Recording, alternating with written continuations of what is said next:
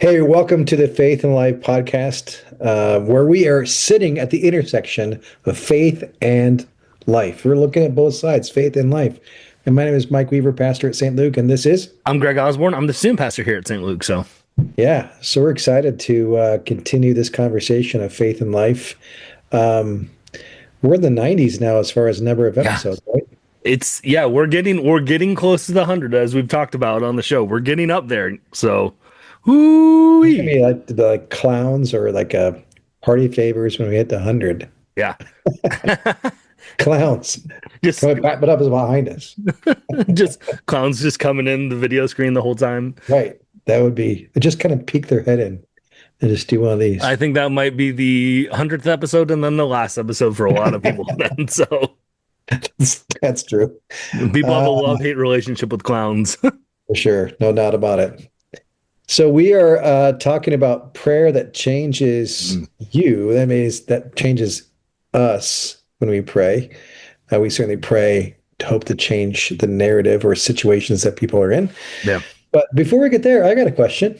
That's Okay. on the board here in the fellowship hallway.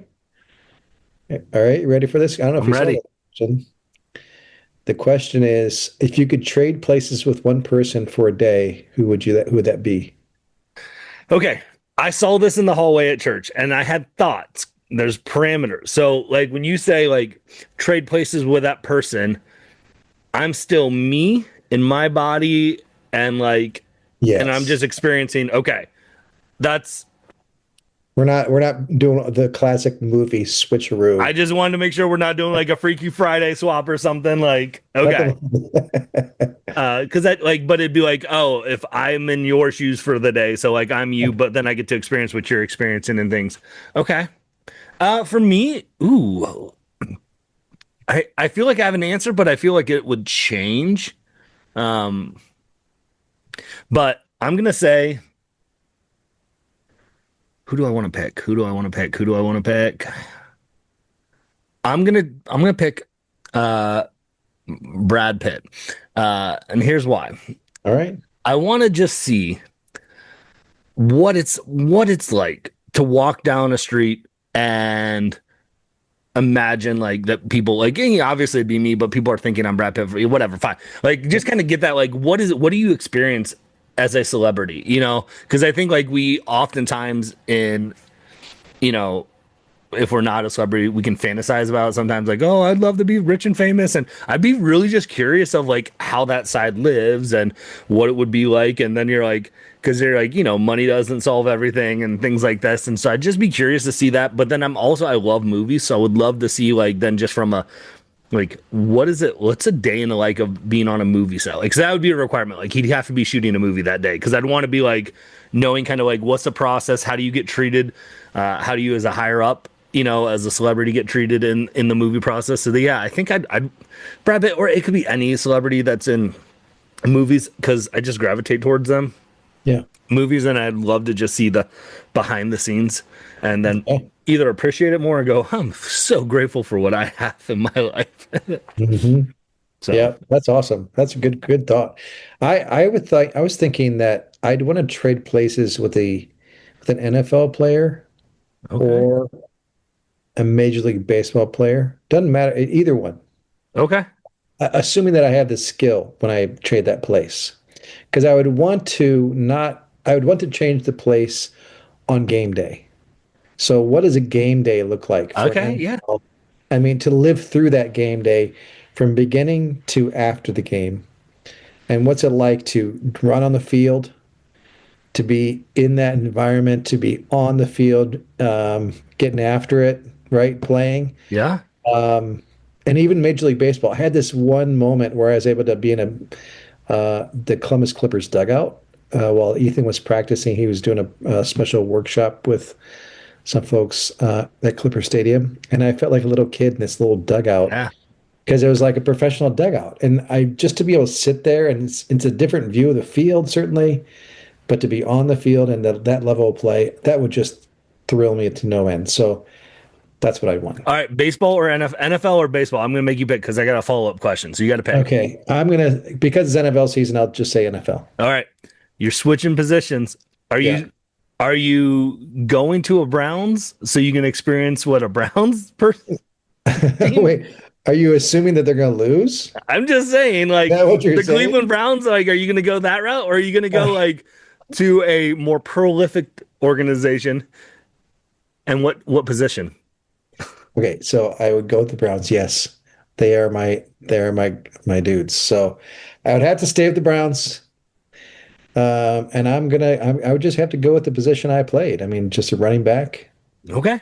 Um, yeah, that's what I know, and it'd be amazing to just experience that. Okay.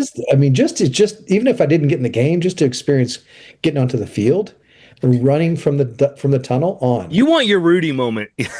Heck yeah, I want my You Rudy want your moment. Rudy It's not moment. about, laying, we just walk in laying down my jersey. This is for Weave. yeah, This is for Weave. exactly.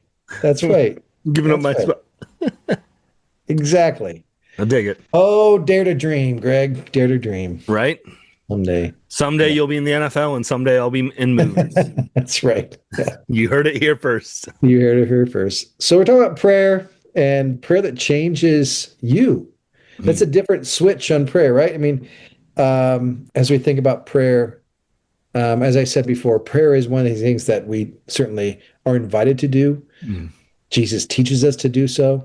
Prayer is throughout the scriptures, and there's different types of prayers, right? There's prayers of praise, prayers of thanksgiving, prayers of lament, prayers of intercession. I mean, it's varies and sundry because life has that way, that differences.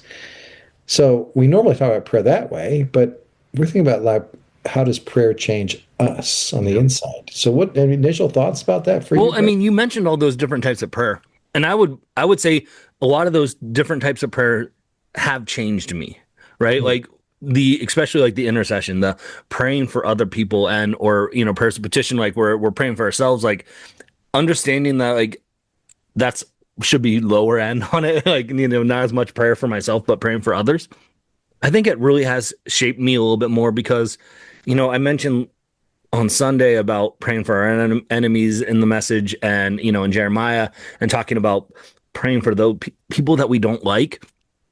I think for me, if I genuinely take the time to pray for somebody who I have a disagreement with, it really has changed me internally because there's a barrier I think that's broken down a little bit.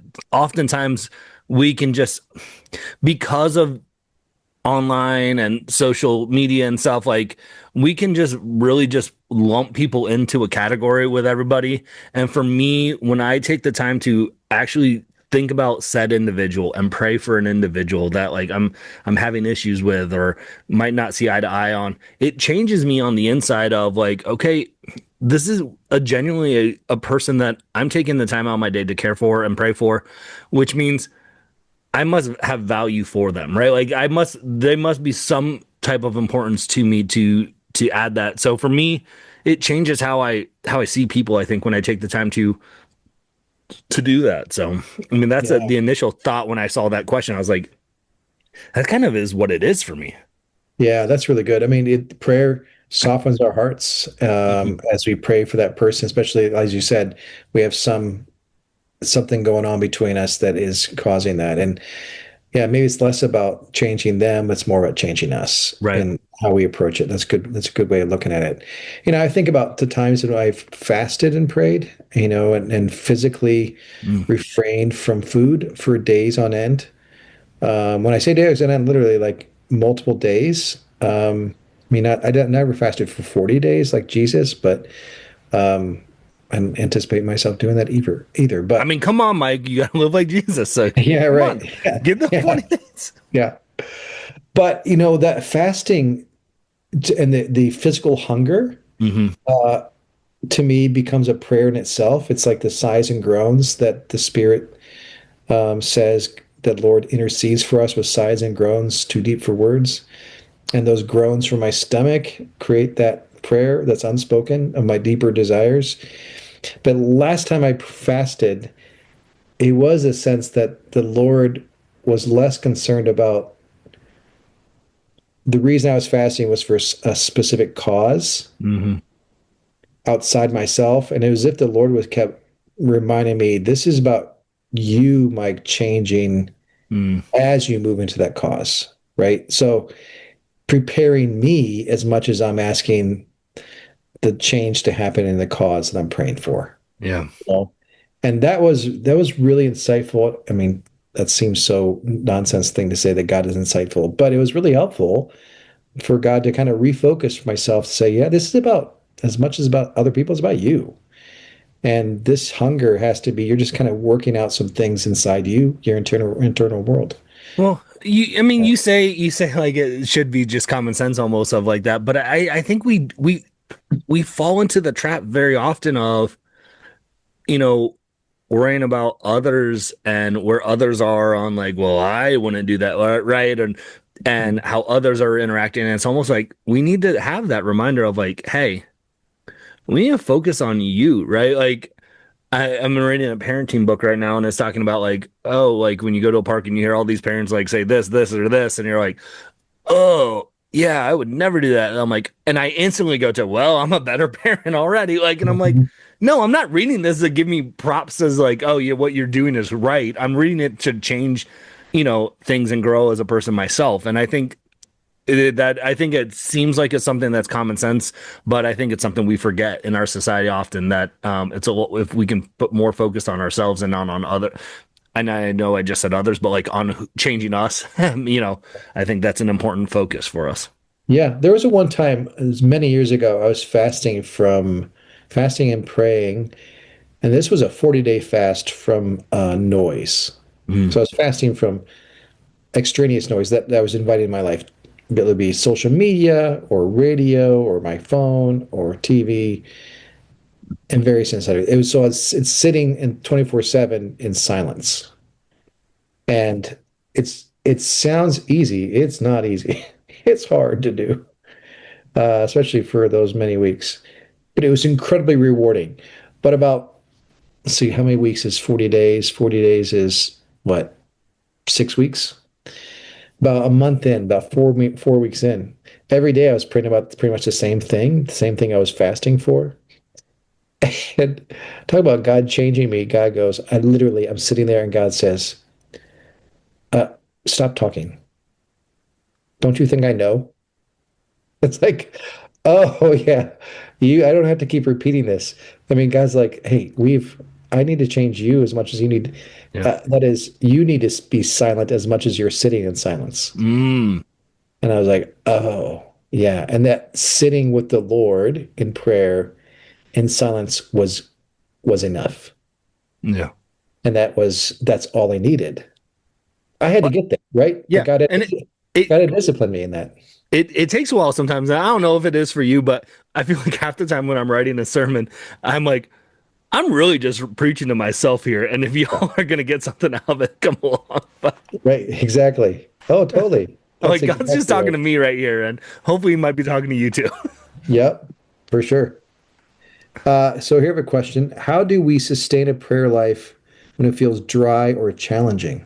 Mm, That's a good question. yeah. Nobody ever asked Jesus that question. They just ask how to pray. They never But he ask, answered that it's one, dry so or challenging. What's that? but he answered that one, so and he gave a straight up answer, He which did, which for he sure. doesn't usually do. I Yeah, haven't I don't know. answered. That's a tough one. What's your initial thought as I'm thinking about this? So just as I said, Jesus didn't answer that question, but he gave us how to pray. That's the answer. Like, I don't have to feel anything, Mm, feel excited or joyful to pray the Lord's Prayer or to pray a written prayer that Christians have used for centuries. I don't have to feel anything. And sometimes the act of obedience in praying those prayers, even when I feel dry and uninspired and what's the word, challenged, hmm. um, is an act in itself, which is helpful Yeah. because at least the Lord's Prayer, for example, if I'm praying at a time of challenge and I'm feeling spiritually dry, again, that Lord's Prayer can work on me as much as I'm praying it. Yeah. Pulling me out of the perspective that I have into a bigger perspective of the kingdom. Yeah. Well, even what your illustration you mentioned earlier in, right? You were fasting for 30 days and then finally God's like, "Jay, just right like just stop for a second and listen." That despite our own barriers, God shows up and does stuff. And I think for me as well, that's where you start to see a little bit of a maturity in your faith when Mhm. you can go through, and it sounds bad sometimes, right? Like, because I think we often are very wired to be, if I'm not feeling it, right? Like, I didn't, like I've heard it before, like, I wasn't feeling church today or whatever, for Mhm. whatever reason, or, I didn't get much out of this church service.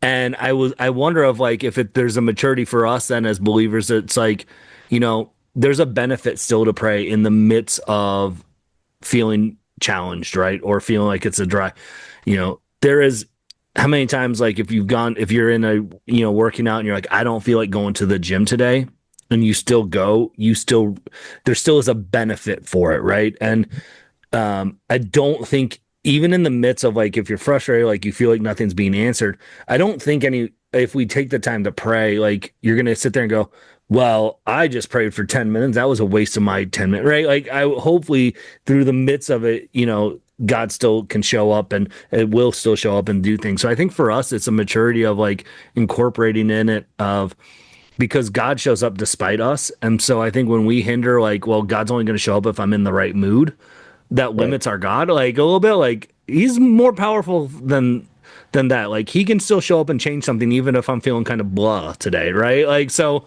I think there's a maturity as a believer to get to that point of, this is why I still need to do this, right? It's good for me. It's good for my soul, whether I feel like it or not. Yeah, if to use your phrase, God's only going to show up with me if I'm in the right mood, then we were wrestling with idolatry, because then God's at my beck and God is subject to me as opposed to me subject to God. So, Mhm. and that's a yeah, it's a difficult place to be if Right. that's what you think. But you look up throughout scriptures, there are so many people of examples of Job and the book of Lamentations and the psalmists and the apostle Paul, who went through incredibly difficult times and they didn't stop praying. Right. Uh, they had many prayers in those times, those dry times, those challenging times. And out of that came such deep, honest words that we resonate with. Hmm. And so they become benefits to us to give us words when we're in those places, to keep praying. Look, if I only talked to my wife when I felt like it, we'd have a difficult time in our relationship, right? Hmm. If I wanted to get healthy, and if, to your point, if I only went to the gym when I felt like it, then I'm not going to get healthy. The place that I want to be. Right. And I think spiritually, if we want to develop our relationship with the Lord, it's a discipline in good times and bad, and whether they feel like it or not. Not to heavy burdened or heavy handed with it. More No. just it's just a this is what we do. We just pray. We continue to pray. Well, it almost becomes a part of who you are, and you can't Yeah. not pray, right? Like, I'm sure I've mentioned on the podcast before of, like, when my dad was bedridden with his cancer and he was in his final days, he still, like, I have vivid memory of him, like, hey, gathering those of us that were in the house at the time as much as he could. He's like, hey, let's circle around, let's hold hands and pray. And, like, when he could, he would lead us in a prayer till he got to a point where he couldn't do that, and then it was on us. And, like, there was no doubt in his mind what was happening to him, right? But for him to still be like, I still want to, this is a part of who I am. Like, I can't help but not pray. And, in the midst of this, and like, so that's where I take it too, of like, I feel like if I'm pretty bedridden with cancer, like on my last couple of days, I probably like, you know what? I don't really feel like it. Mhm. and and I think you see that, like you said, in scriptures often of people who you go, like, who probably have it worse off than I did, that were probably like, could easily say I don't feel like it, and are still doing it. So, like, it's also a kind of a reality check for me sometimes to be like, dude, what are you doing? Like, pray. Yeah. Like, read your Bible. Do it. Yeah. Think about, I mean, here's Job who's struggling with his relationship with God. It's himself, like Yeah. through the suffering he's experiencing, the questions that are arising within him about his faith. And even those doubts and questions are not preventing him from praying. Yeah. and he's praying even in the midst of all those things. And that is itself a powerful testimony that we can draw wisdom and insight from Job's lived experience. Just that aspect, like praying even when we're struggling with belief, we're Mhm. struggling with, and God's like, yeah, I know. And there's so many stories of people who pray, um, that just show me, God, who you are, and God shows up and shows that person who they are, who God is, you know. And even Jesus, no, one of the disciples said, I believe, help my unbelief. That itself is a petition of prayer. I believe, help my unbelief. That's amazing. Yeah. Yeah. Well, prayer is an ongoing thing, and we'll continue the conversation about prayer at a different time, in a Perfect. different way. Yeah. But right now, we're going to close this conversation up, and we'll talk again next week. Thanks so much for listening. Yeah. Yep. And we'll talk again next week. Take care.